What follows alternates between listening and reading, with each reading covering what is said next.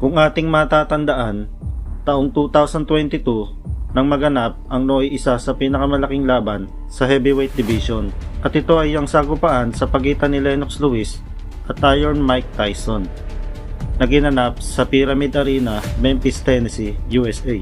Sa labang ito ay matagumpay na nadepensa ni Lewis ang hawak nitong Unified WBC, IBF, IBO at The Ring title, kung saan tinalo at pinabagsak nito sa round 8 ang former undisputed heavyweight champion na si Mike Tyson.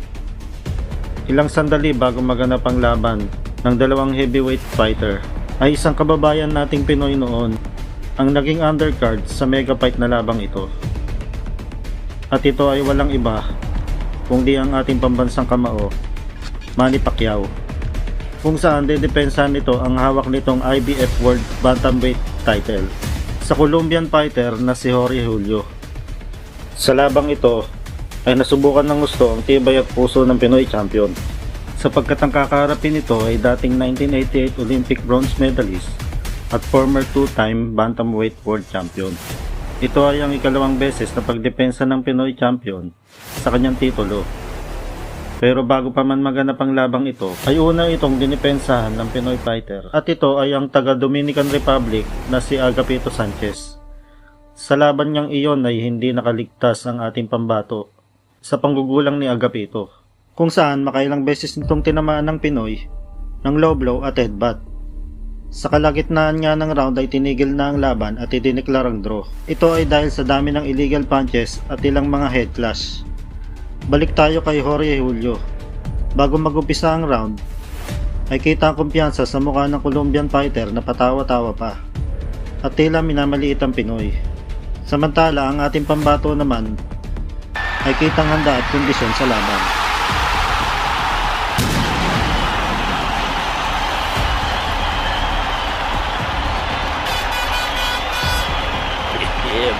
Sa unang round ay naging maingat ang Colombian fighter. Samantalang ang Pinoy naman ay nagpakita agad ng pagiging agresibo sa laban.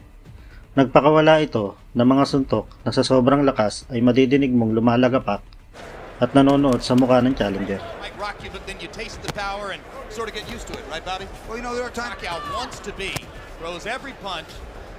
With aggressive intentions. Julio, a little bit more of a change-up artist, and holding his own now after a rough first minute.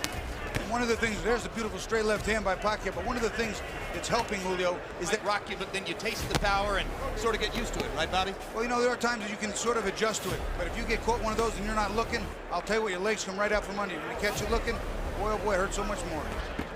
Pacquiao with a body shot after missing with the wild right hand. You can see what a big hitter Pacquiao wants to be. Throws every punch with aggressive intentions. Julio, a little bit more of a change-up artist, and holding his own now after a rough first minute. And one of the things, there's a beautiful straight left hand by Pacquiao, but one of the things that's helping Julio is that jab. It's offsetting the combinations of Pacquiao.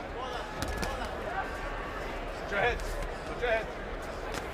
Pacquiao saying it was an elbow. Whoa, keep up. And there's a low blow. So already an elbow and a low blow from Julio making contact with Pacquiao, and that's exactly what Freddie Roach suggested he thought might be the case.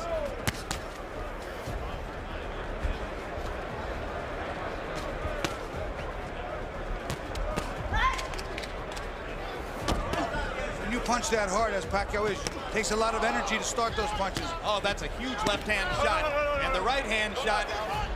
No knockdown. Don't pull him down, man. As I was saying, it takes a lot of energy to start those punches. If you don't hit something, it takes the same amount of energy to stop them. You could get prematurely fatigued. You have to make those punches hit something. Body shot by Pacquiao. Julio seems a little bit flustered by Manny's power. And the first round comes to a close. No, it's okay. Okay. And when we go to Manny Pacquiao's corner, where they may speak some Tagalog, our interpreter is Ernie Kalu. Bago matapos ang uling segundo ng round, ay nagpakawala si Pacquiao ng uppercut na tumama ng solid sa panga ng Colombian fighter, na sa sobrang lakas ay tila humiwalay ang kaluluwa ni Julio. Sa sobrang lakas ng suntok na tumama sa Colombian fighter ay kitang nasaktan ito at talatang hindi pa masyadong nakaka-recover. Kaya naman sa simula ng round 2 ay hindi na nagpatumpik-tumpik pa si Pacquiao. At sinamantala na ang pagkakataon, nagpaulan ito ng mga malahalimaw na kombinasyon na nagpabagsak muna ng 2 beses sa Colombian boxer bago tuluyang tinapos ang laban. Dahil sa impresibong panalo nito via TKO sa round 2 kontra sa Colombian fighter na si Jorge Julio, ay talaga namang maraming boxing fans noon ang napabilib ng gusto sa ating pambansang kamao, Manny Pacquiao. Kaya naman unti-unti na itong nakilala sa Amerika. A little grabbing and holding might be the thing to do. Pacquiao's just getting ready to move away again. And Bill Clancy's seen enough. Devastating second round TKO for Manny Pacquiao. What a comeback from the misfortune of San Francisco. Very, very impressive against a fighter who is not that easy to beat. It's not easy to dominate. That I can tell you. I think the most impressive thing was exactly what you pointed out. Freddie Roach calmly said, double jab and then follow with the left hand. He did it. Did it in the first 10 seconds to hit him good.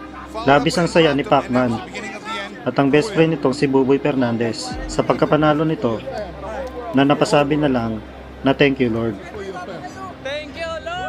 Matapos matalo ng Colombian fighter sa ating pambato ay tila inalat ang karir nito sa boxing dahil matapos lamang ang 1 taon ay muli itong lumaban at tinarap naman ang Mexican fighter na si Israel Vasquez. Ngunit sa kasamaang palad ay natalo ito via TKO sa round 10.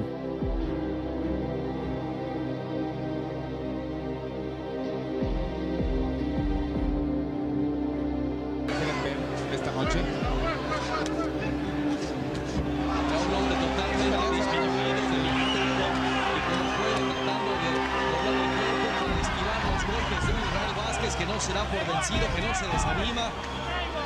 Y cómo puede tratar de colocarlo en sí, tomándolo del brazo para ganar unos insultantes segundos. Y está tratando de quedarse ahí en la caída. Dahil dito ay tuluyan na nagretiro ang 2-time world champion na si Jorge Julio. Sa record na 44 na panalo, 32 dito ay natapos via knockout at may 5 talo. Samantala, mabalik tayo kay Agapito Sanchez. Kung si Jorge Julio ay tila minalas sa kanyang boxing career, ay mas matindi pa ang nangyari kay Agapito Sanchez sapagkat matapos ang laban nito noon sa ating pambansang kamao, ay mukhang maaga itong kinarma dahil sa mga pandarayang ginawa nito. Mahigit 2 taon nitong hindi nakalaban sa boxing at tinanggal pa ang hawak nitong WBO belt. Ito ay matapos itong bumagsak sa isang eye examination bago ang kanyang laban kontra kay Joan Guzman noong 2022. Sa mga sumunod na taon ay nakabangon pa naman si El Cyclone, kung saan 5 sa 7 naging laban nito ay naipanalo pa niya.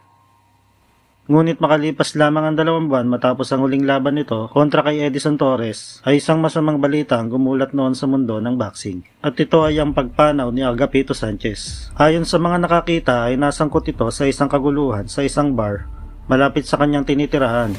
Natapos ang karir ni Agapito sa record na 36 na panalo, 18 dito ay natapos via knockout at may 11 talo.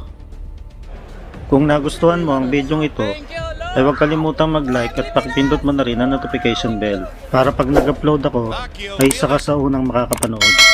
Maraming salamat and God bless.